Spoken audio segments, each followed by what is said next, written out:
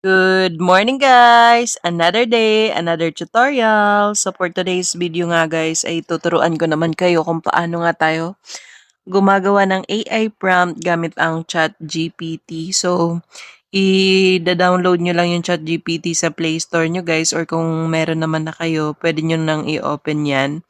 Then click nyo lang yung plus sign button dyan guys. Then i-upload nyo dito yung gusto nyong gayahing picture. Katulad nito guys, in-upload lang natin yung inspo natin or yung gusto nating picture na gawing couple version. Then isi-send na natin yan kay ChatGPT.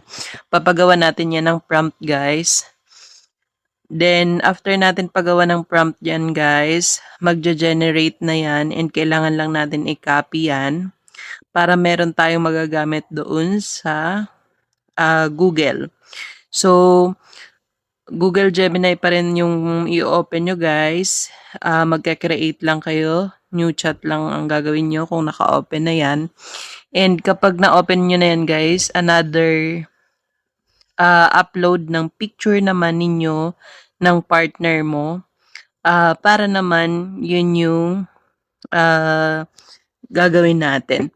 So, ilalagay mo dyan yung prompt, i-edit mo lang based sa gusto mo. And after mo ma-paste dyan yung prompt at malagay yung picture,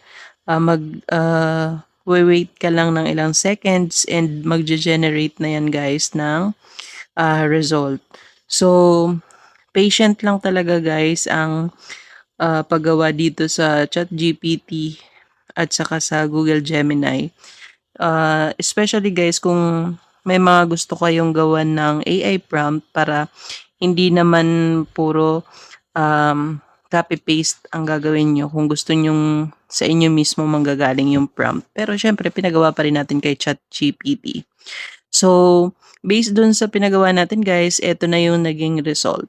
So, kung hindi ka satisfied doon sa naging result, kailangan mo lang siya guys i-edit yung prompt. Then, isend mo siya ulit hanggang sa ma-achieve mo yung gusto mong result.